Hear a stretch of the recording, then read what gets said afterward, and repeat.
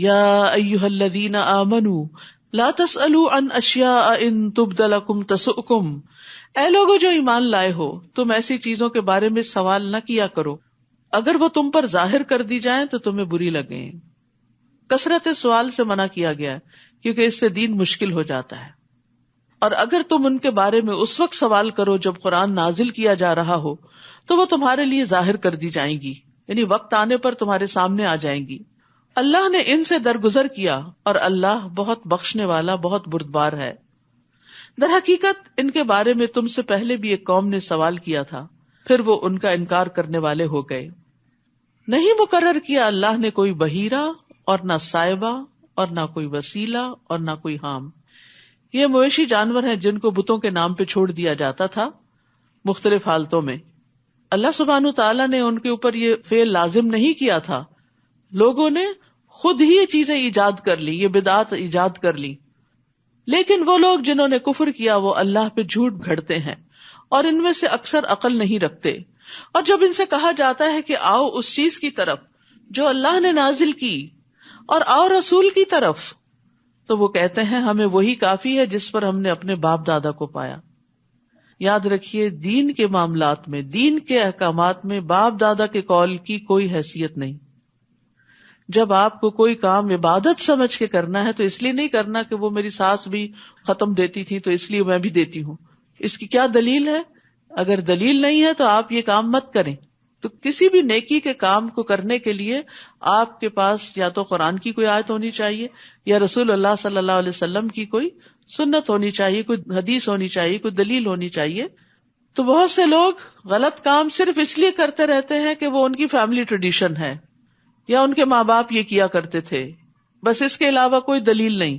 تو یہ دلیل آخرت میں قبول نہیں۔ کیا بھلا اگرچہ ان کے باپ دادا کچھ علم بھی نہ رکھتے ہوں پھر بھی وہ اپنے باپ دادا کی پیروی کریں گے اور نہ ہی وہ ہدایت یافتہ ہوں؟ تو لوگوں کے دین و دنیا کو ضائع کرنے کا ایک بہت بڑا سبب اللہ کی نازل کردہ ہدایت کو چھوڑنا اور آبا کی تقلید کرنا ہے۔ اور یہ صرف عبادات کے معاملے میں نہیں، بعض اوقات کلچر کے معاملے میں بھی کچھ ایسی چیزیں ہم نے اپنے اوپر حرام کر رکھی ہیں کہ جو اللہ کے دین نے حرام نہیں کی۔ مثلاً اپنی ذات سے باہر شادی نہیں کریں گے، اپنے خاندان سے باہر شادی نہیں کرنا، یا اسی طرح کی اور چیزیں جس کو دین نے منع نہیں کیا، حرام نہیں کیا، لیکن ہم نے خود ہی کر دیا۔ تو اس چیز کے بارے میں بھی ہمیں سوچنا چاہیے کہ جس چیز پر ہم سختی سے پابند ہو جاتے ہیں، اڑ جاتے ہیں، ڈٹ جاتے ہیں، دیکھنا چاہیے کیا واقعی اس پر اتنی ثابت قدمی کا حکم ہمارے دین نے بھی ہمیں دیا۔ یا ایھا الذین آمنوا، اے لوگو جو ایمان لائے ہو، تم پر لازم ہے اپنی جانوں کو بچانا، یعنی سب سے پہلے انسان پر ذمہ داری اپنے آپ کی ہوتی ہے۔ جو بھٹک گیا وہ تمہیں کچھ نقصان نہ دے سکے گا جبکہ تم خود ہدایت پا چکے۔ اللہ کی طرف تم سب کا لوٹنا ہے، پھر وہ تمہیں بتائے گا جو تم عمل کرتے تھے۔ یعنی یہ نہیں کہ انسان لوگوں کی ہدایت کے لیے اور ان کو تبلیغ کرنے کے لیے اور ان کو نصیحتیں کرنے کے لیے تو اپنی زندگی کھپا دے اور خود اپنی عبادت کو بھول جائے اور نماز بھی وقت پہ نہ پڑھے۔ تو سب سے پہلے خود عمل کرنے کی ضرورت ہے۔ بعض لوگ اس آیت سے پھر ایک اور طرح کا معنی نکال لیتے ہیں کہ شاید نیکی کا حکم دینا یا برائی سے منع کرنا واجب نہیں، ہمیں تو صرف اپنی ہی فکر کرنی چاہیے۔ یہ اس آیت کا مطلب نہیں۔ اس آیت کا مطلب دراصل یہ ہے کہ جب ایک انسان اپنی تبلیغ میں اپنی پوری قوت کوشش صرف کر دے لیکن لوگ پھر بھی نہ مانے تو ان کی ذمہ داری بتانے والے پہ نہیں ہے۔ اس سے نہیں پوچھا جائے گا کہ لوگوں نے کیوں نہیں مانا۔ ان کا بھٹکنا تمہیں نقصان نہیں دے گا اگر تم خود ہدایت یافتہ ہو۔ ہاں، اگر خود بھی ہدایت پر نہیں تو پھر پکڑ ہوگی۔ یا ایھا الذین آمنوا، اے لوگو جو ایمان لائے ہو، جب تم میں سے کسی کو موت آئے تو وصیت کرتے وقت تم میں سے 2 عدل والوں کی گواہی ہو، یا تمہارے علاوہ 2 اور لوگوں کی اگر تم زمین میں سفر کر رہے ہو، پھر تمہیں موت کی مصیبت پہنچے۔ موت ایک مصیبت ہے، اسی لیے ہم کسی کے فوت ہونے پر کیا پڑھتے ہیں؟ الذین اذا اصابتہم مصیبۃ قالوا انا للہ و انا الیہ راجعون۔ تو سب سے بڑی مصیبت تو موت ہے، کیونکہ اس کا کوئی آلٹرنیٹ نہیں، نعم البدل نہیں، یعنی مال چلا جاتا ہے تو پھر مل جاتا ہے، آپ کا گھر بک گیا تو دوبارہ بھی خرید سکتے ہیں۔ کوئی نیبرز اچھے تھے چلے گئے تو کوئی اس سے اچھے نیبرز آ سکتے ہیں، لیکن اگر کوئی دنیا سے چلا گیا تو واپس نہیں آ سکتا. تو اسی لیے یہاں موت کو مصیبت کہا گیا. لیکن اس سے بڑی مصیبت کیا ہے کہ انسان موت کو یاد نہ کرے، موت کی تیاری نہ کرے، اس میں غور و فکر چھوڑ دے. تو ایک موت ہی نصیحت کرنے کے لیے کافی ہے اگر انسان واقعی اپنی موت کو سنجیدگی کے ساتھ سوچے. تو یہاں پر فرمایا گیا کہ پھر تمہیں موت کی مصیبت پہنچے تو شک کی صورت میں تم ان دونوں کو نماز کے بعد روک لو کہ انہوں نے کوئی ہیر پھیر کر دی امانت میں. پھر وہ دونوں اللہ کی قسمیں کھائیں کہ ہم اس قسم سے کوئی قیمت نہیں لے رہے اگرچہ وہ رشتہ دار ہوں، اور نہ ہم گواہی کو چھپا رہے ہیں. اگر ہم ایسا کریں تو بے شک تب ہم البتہ گناہگاروں میں سے ہوں گے. تو یہاں وصیت کی اہمیت کے بارے میں بھی پتہ چل رہا ہے کہ اگر انسان سفر پر بھی ہو تو بھی اسے اپنے مال کے بارے میں وصیت کرنی چاہیے.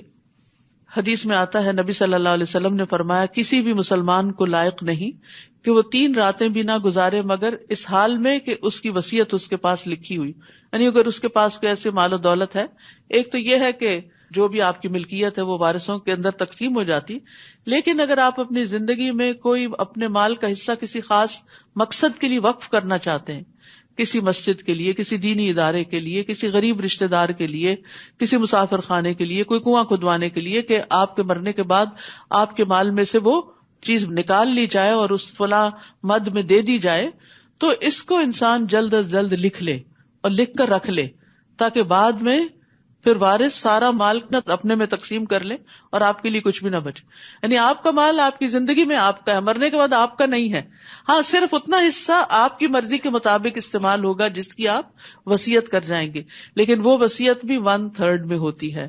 یعنی مال کے تیسرے حصے میں آپ کو اجازت ہے کہ آپ اپنی مرضی سے اپنے مرنے کے بعد خرچ کروائیں، لیکن اس سے زیادہ کی نہیں، وہ تو بہرحال وارثوں کو جائے گا ہی. عبداللہ بن عمر رضی اللہ عنہ فرماتے ہیں کہ جب سے میں نے رسول اللہ صلی اللہ علیہ وسلم سے یہ فرمان سنا ہے تو اس وقت سے میری وصیت میرے پاس موجود رہتی ہے، کیونکہ بعد میں کوئی جھگڑا نہ ہو، کوئی کنفیوژن نہ ہو. پھر اگر اس پر اطلاع ہو جائے کہ وہ دونوں یقینی طور پر گناہ کے مرتکب ہوئے ہیں تو وہ 2 قریب ترین دوسرے ان دونوں کی جگہ کھڑے ہوں گے، ان میں سے جس پر حق ثابت ہو گیا، پھر وہ دونوں اللہ کی قسمیں کھائیں کہ ہماری گواہی ان دونوں کی گواہی سے زیادہ سچی ہے اور ہم نے زیادتی نہیں کی.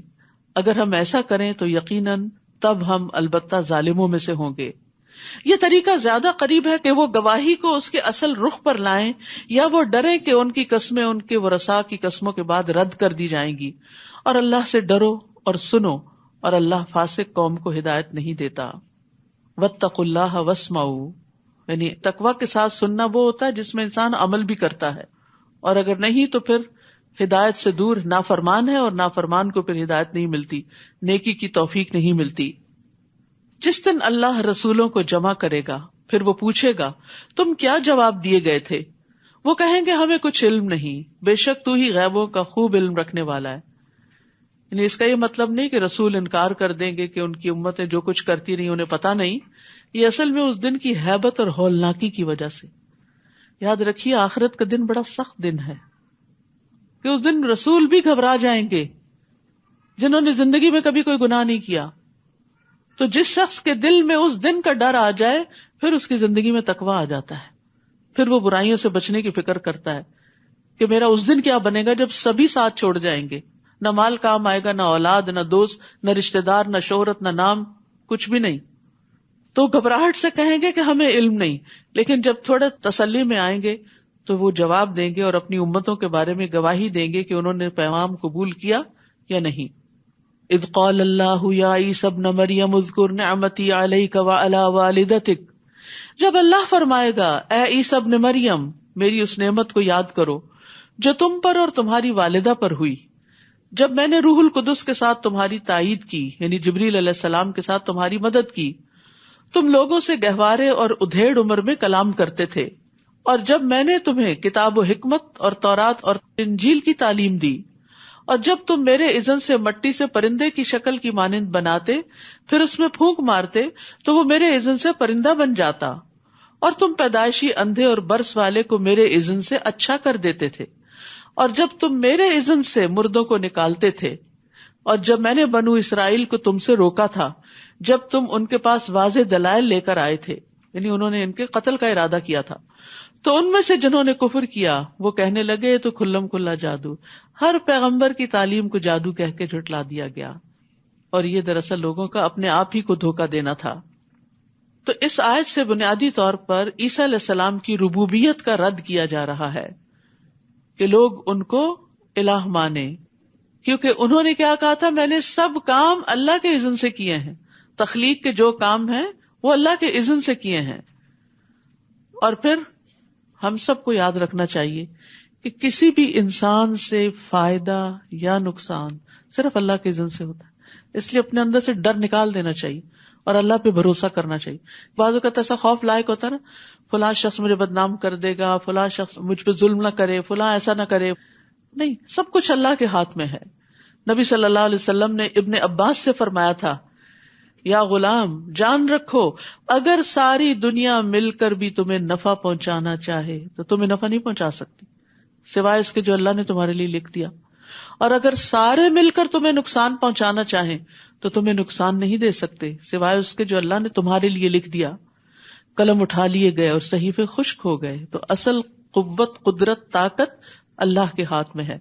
تو عیسیٰ علیہ السلام سے جو معجزات سرزد ہوئے جن کا اس آیت میں ذکر ہے، وہ سب کچھ دراصل اللہ کے اذن ہی سے ہوا۔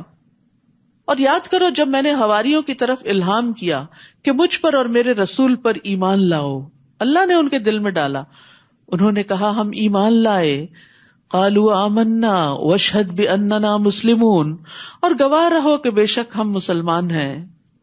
جب حواریوں نے کہا اے عیسیٰ ابن مریم، کیا تیرا رب یہ کر سکتا ہے کہ ہم پر آسمان سے ایک دسترخوان اتارے؟ اس نے کہا اللہ سے ڈرو اگر تم مومن ہو۔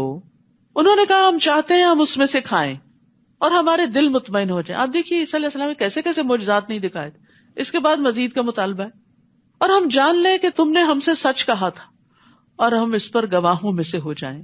عیسیٰ ابن مریم نے کہا اے اللہ، اے ہمارے رب، تو ہم پر آسمان سے ایک خوان اتار جو ہمارے پہلوں اور پچھلوں کے لیے عید ہو جائے اور تیری طرف سے ایک نشانی ہو، اور ہمیں رزق عطا فرما، تو سب سے بہترین رازق ہے۔ اللہ تعالیٰ سے رزق مانگنا بھی چاہیے، اور جو لوگ رزق کی پریشانی یا تنگی کا شکار ہوں وہ یہ دعا پڑھا کریں، اللہم ارزقنی وانت خیر الرازقین، اور پورا کارڈ تیار کیا گیا ہے، وہ رزق میں فراخی کی دعاؤں پر مشتمل ہے، تو اس کو کثرت سے پڑھیں۔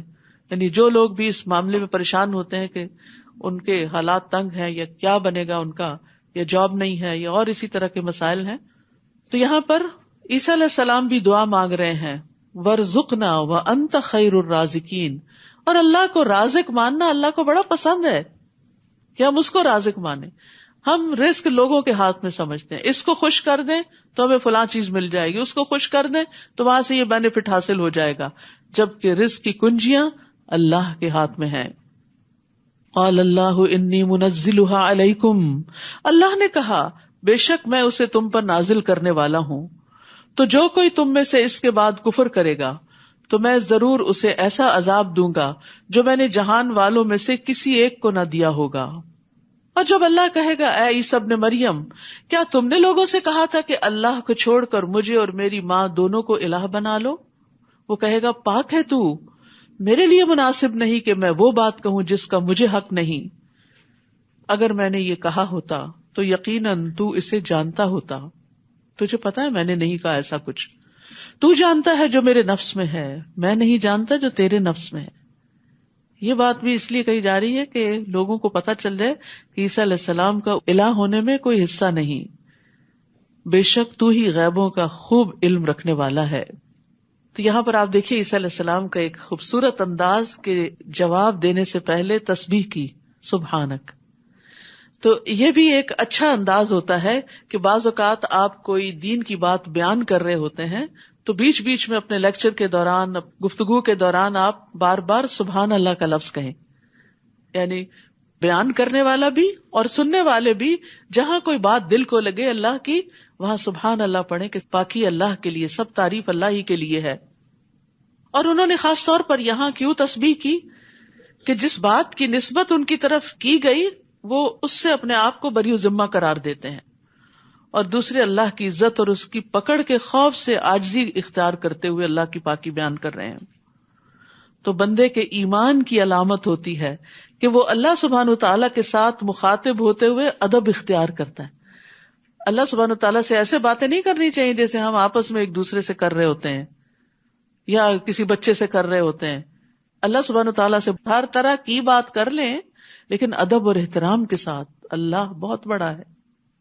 میں نے انہیں بس وہی کہا تھا جس کا تو نے مجھے حکم دیا کہ اللہ کی عبادت کرو جو میرا رب ہے اور تمہارا رب ہے، اور میں ان پر گواہ رہا جب تک میں ان میں تھا. پھر جب تو نے مجھے پورا لے لیا تو تو ہی ان پر نگران تھا اور تو ہر چیز پر خوب گواہ ہے. یعنی اللہ سبحانہ وتعالی ہمیشہ سے ہر چیز پر پوری طرح نگران ہے. وہ خود بھی نگران ہے اور فرشتوں کے ذریعے بھی بندوں کی نگرانی کرواتا ہے. کرامن کاتبین دائیں بائیں بیٹھے ہوئے ہیں جو بندے کے ساتھ ہیں، چاہے وہ اکیلا ہو چاہے وہ سب کے ساتھ ہو، دن ہو رات ہو، کوئی جنگل ہو صحرا ہو، وہ نہیں ساتھ چھوڑتے. ان تعذبہم فانہم عبادک وان تغفر لہم فانک انت العزیز الحکیم. اگر تو انہیں عذاب دے تو بے شک وہ تیرے بندے ہیں، اور اگر تو انہیں بخش دے تو بے شک تو بہت زبردست، بہت حکمت والا ہے. سبحان اللہ، کس طرح انتہائی ادب کے ساتھ اللہ سے گزارش کر رہے ہیں. قال اللہ ھذا یوم ینفع الصادقین صدقہم. اللہ فرمائے گا آج وہ دن ہے جس میں سچوں کو ان کی سچائی فائدہ دے گی. قیامت کے دن کیا چیز کام آنے والی ہے؟ سچائی. ان کے لیے ایسے باغات ہیں جن کے نیچے نہریں بہتی ہیں، جن میں وہ ہمیشہ ہمیشہ رہنے والے ہیں. اللہ ان سے راضی ہو گیا اور وہ اس سے راضی ہو گئے. یہی بہت بڑی کامیابی ہے. عبداللہ بن مسعود رضی اللہ عنہ سے روایت ہے کہ رسول اللہ صلی اللہ علیہ وسلم نے فرمایا، بے شک سچائی نیکی کا رستہ دکھاتی ہے. سچائی نیکی کا رستہ دکھاتی ہے اور نیکی جنت کی طرف لے جاتی ہے. اور آدمی سچ بولتا رہتا ہے یہاں تک کہ وہ صدیق کا مرتبہ حاصل کر لیتا ہے. اور جھوٹ برائی کا رستہ دکھاتا ہے اور برائی آگ کی طرف لے جاتی ہے. اور آدمی جھوٹ بولتا رہتا ہے یہاں تک کہ وہ اللہ کے ہاں جھوٹا لکھ دیا جاتا ہے، کذاب لکھ دیا جاتا ہے. للہ ملک السماوات والارض وما فیہن وہو علی کل شیء قدیر. اللہ ہی کے لیے ہے بادشاہت آسمانوں اور زمین کی اور جو کچھ ان میں ہے، اور وہ ہر چیز پر بہت قدرت رکھنے والا ہے. سورۃ الانعام. سورۃ الانعام مکی سورت ہے. ایک ہی مرتبہ میں بھی یہ سورت نازل ہوئی. کہا جاتا ہے کہ جب یہ سورت اتری تو 70,000 فرشتے اس کے ساتھ تھے. اس سورت میں بنیادی طور پر مشرکین کے اعتراضات اور ان کے اعمال کے بارے میں دلائل دیے گئے ہیں. بسم اللہ الرحمن الرحیم. الحمد للہ الذی خلق السماوات والارض وجعل الظلمات والنور ثم الذین کفروا بربهم یعدلون. سب تعریف اللہ کے لیے ہے جس نے آسمانوں اور زمین کو پیدا کیا اور اسی نے اندھیروں اور روشنی کو بنایا. پھر وہ لوگ جنہوں نے کفر کیا وہ اپنے رب کے ساتھ اوروں کو برابر قرار دیتے ہیں. سب تعریف حمد اللہ کے لیے ہے. ہم کہتے ہیں کسی کی ایسی تعریف جس میں محبت اور تعظیم پائی جائے اس کے صفات کے کمال کی وجہ سے، یعنی کامل صفات ہیں اس کی اور وہ واقعی تعریف کے لائق ہے. اور پھر جو تعریف کرنے والا ہے اس کے دل میں اس کی محبت بھی ہو اور عظمت بھی ہو. تعریف تو ہم بہت سی چیزوں کی کرتے ہیں لیکن جو تعریف محبت اور عظمت کے بغیر ہوتی وہ مدح کہلاتی ہے. جیسے بادشاہوں کی لوگ کرتے تھے، چاپلوسی، خوشامد وغیرہ کہ ان سے کچھ حاصل کر لیں. لیکن حمد اللہ ہی کے لیے ہے اس کی کامل صفات کی وجہ سے، اور کسی کے اندر کامل صفات نہیں ہے. اور پھر یہاں یہ کہا گیا الحمدللہ. قرآن کی 5 سورتیں ہیں جن کے پہلے الحمدللہ کا لفظ آتا ہے. تو یہ حمد اس لیے کہ وہ حمد کے لائق ہے. اور یہ کہا گیا کہ حمد اللہ ہی کے لیے. یہ نہیں کہا گیا میں حمد کرتا ہوں، کیونکہ میں ہر وقت تو نہیں کرتا.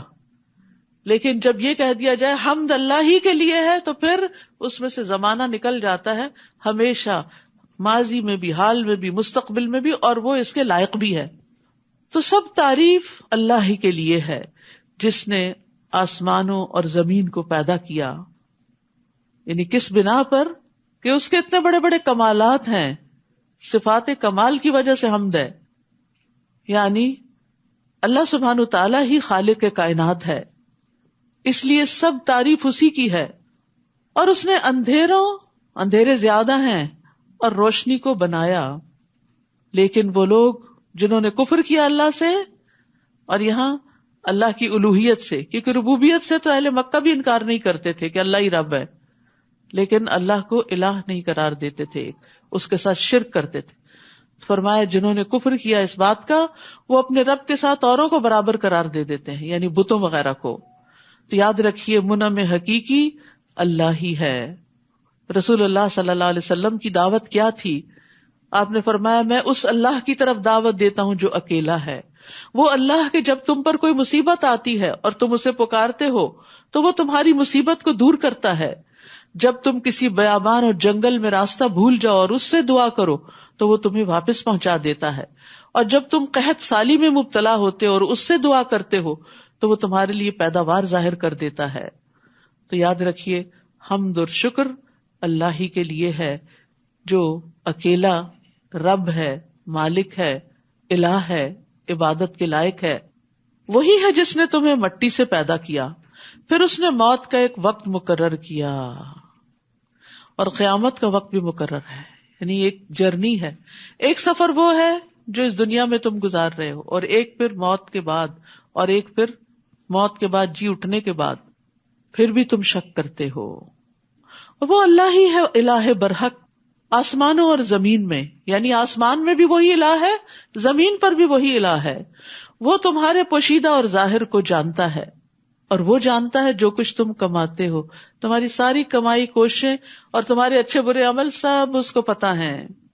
اور نہیں آتی ان کے پاس ان کے رب کی طرف سے نشانیوں میں سے کوئی نشانی مگر وہ اس سے اعراض کرنے والے ہیں. اعراض کا مطلب ہوتا ہے نشانیوں میں غور و فکر چھوڑ دینا، جبکہ غور و فکر کرنا واجب ہے. کائنات کی نشانیوں میں غور و فکر کرنے سے اللہ کی معرفت حاصل ہوتی ہے، اللہ تعالیٰ سے محبت پیدا ہوتی ہے، اللہ تعالیٰ کی قدرت سامنے آتی ہے، پھر اسی کے آگے جھکنے کو دل چاہتا ہے. تو آسمان اور زمین کے درمیان جو کچھ بھی ہے، ایک ذرے کے اندر چاہے غور فکر کرو یا بہت بڑے آسمان کے بیچ میں، یہ اللہ کی تخلیق کی نشانیوں میں سے ہیں جو انسان کو اللہ کی قربت عطا کرتی ہیں. بس تحقیق انہوں نے حق کو جھٹلا دیا جب وہ ان کے پاس آ گیا. بس ان قریب ان کے پاس اس چیز کی خبریں آئیں گی جن کا وہ مذاق اڑاتے تھے.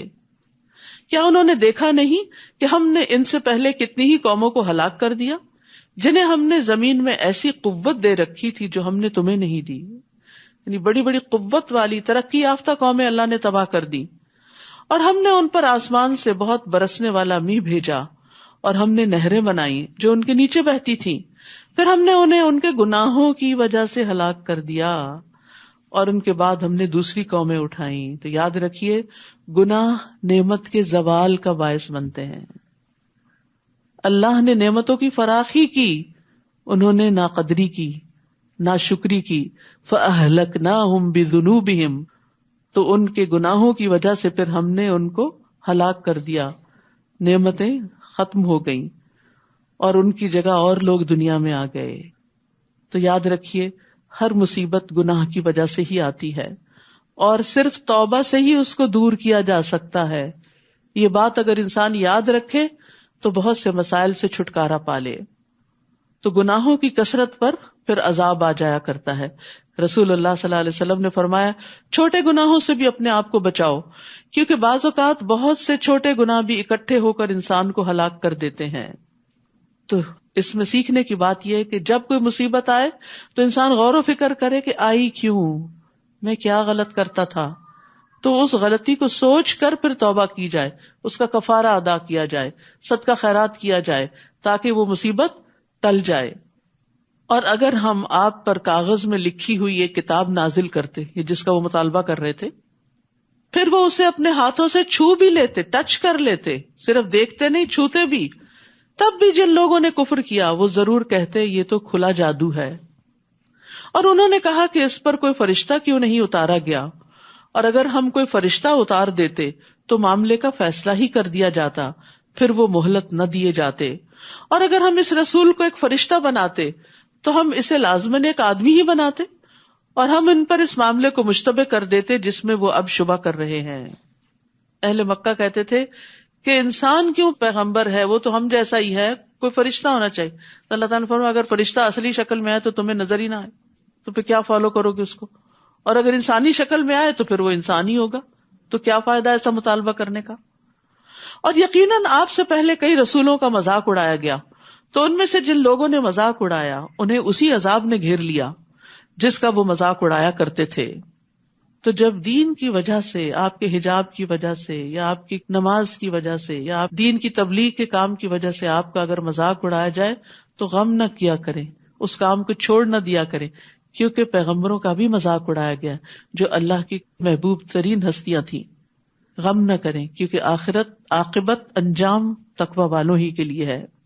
بعض اوقات یہ مذاق گھر سے باہر ہوتا ہے اور بعض اوقات گھر کے اندر بھی ہوتا ہے، کیونکہ بعض اوقات گھر میں کہتے ہیں اب تو تم روز ہی قرآن پڑھنے چل پڑی، اور اب تو تم ملانی بن جاؤ گی، اور اب فلاں بن جاؤ گی۔